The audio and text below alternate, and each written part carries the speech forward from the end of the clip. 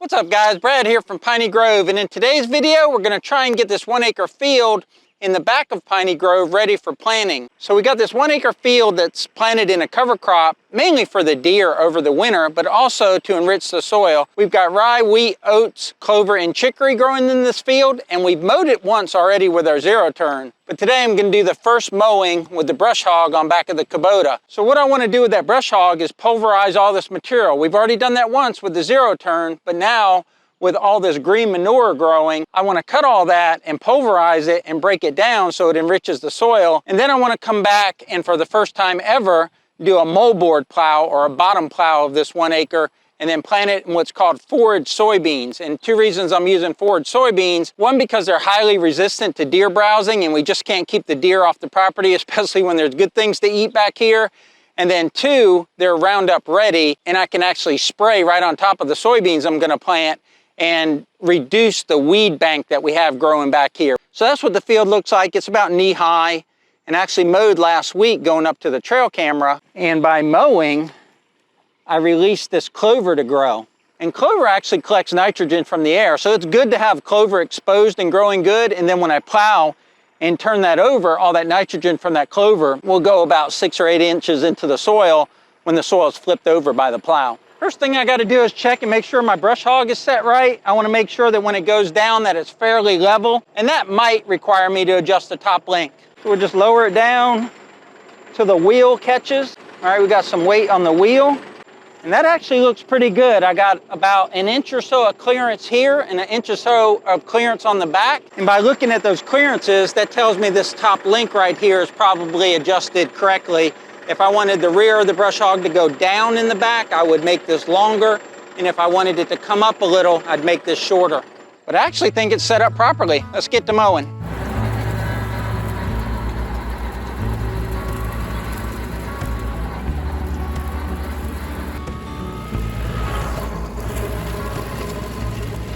First thing I like to do when mowing a field is assess the field to see how I can mow it the most efficiently. And I also like to go around the field once or twice to give me plenty of room on the end so that I can turn and not skip spots on my turn. I know this field very well because we created this with a bulldozer and then we box bladed it and we've disced it and rototilled it and planted it for several years. But any field that I come to, I want to assess the slope of the field. So this field slopes from that direction down that way, and I want to mow this way so that it creates windrows of grass, and those windrows of grass will act like a bunch of little dams every 5 feet the width of the brush hog, and that way water flowing down the hill doesn't erode it as bad. Now this field doesn't erode too bad up here, but going down that way it erodes worse as the slope gets a little greater, and the more I can stop the water up the hill so it can soak in, the better. We got a special guest. Miss Piney Grove has our older Brittany Spaniel Bailey there, and if you're familiar with our channel, we've got our crazy Brittany Spaniel Bella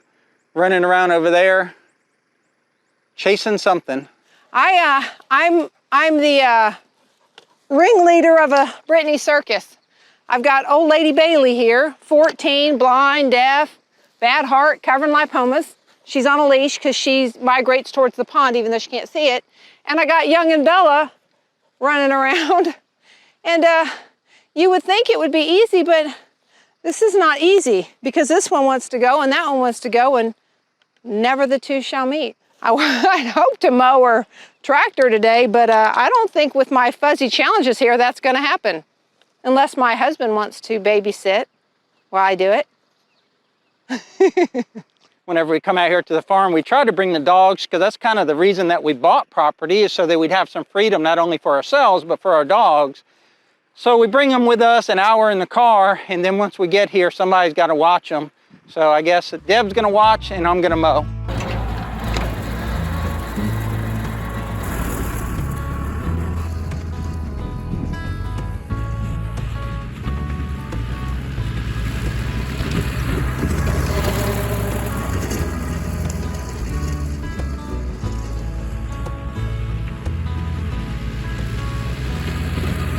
I actually had to make a minor adjustment to my top link because what was happening was if I put the bush hog all the way down as I went across the uneven ground, the tail wheel wasn't contacting well. It was flopping all over the place and the sides of the brush hog were digging in.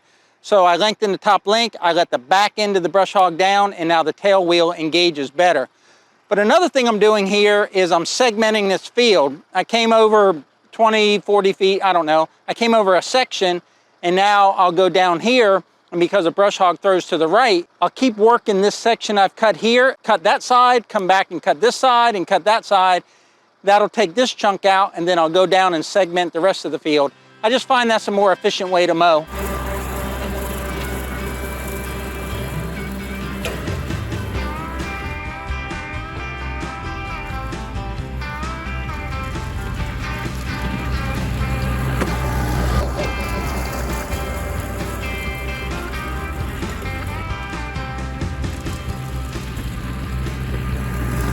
If you notice that fancy grill guard we have there on the L3901, that was provided by Matt Lone of Lone Performance. It not only completely protects the front of the tractor, but we've got our model number and we've got a raised relief Piney Grove emblem in the front.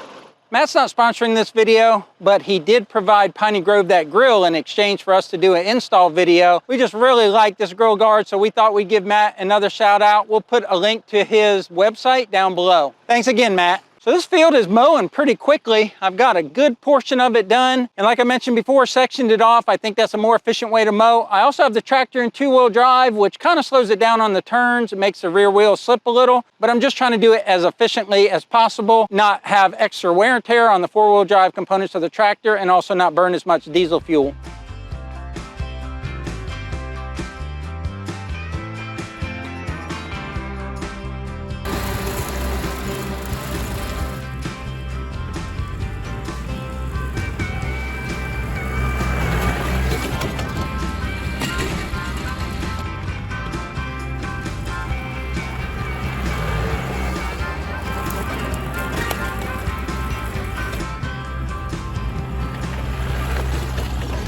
On that last pass, I engaged the PTO with the lever, and then I took the tractor throttle and took it up to 540 RPMs on the PTO. I think it's like 2,400 on the tractor engine, but I don't always do that. Sometimes I have the RPMs up already high on the tractor, then I engage the PTO, and then on the Kubota, you let out, which we call the clutch pedal, but it's not really a clutch pedal. You let that out slowly, and that engages it. So leave a comment down below. How do you engage your PTO? Do you engage it first, then rev up the tractor, or do you rev up the tractor and then engage it?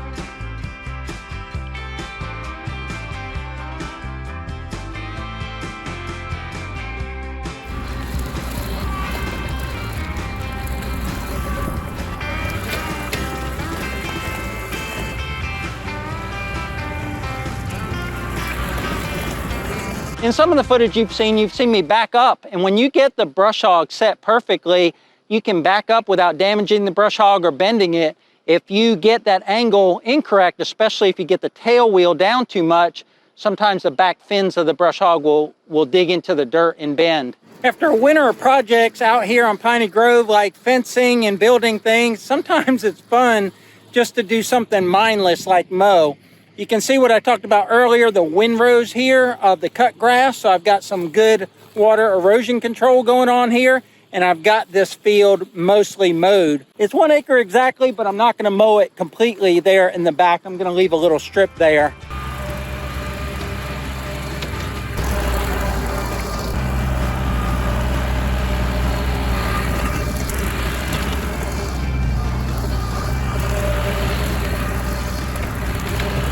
All right, guys, I'm all done mowing. I've got to take this brush hog off and go over to the neighbor's and borrow his 2-bottom plow and try and plow this field with this 39 horsepower tractor. But that's content for another video. We'll throw up some links here to a couple of our other videos. But until next time, remember, life's short, tractor hard. PG out.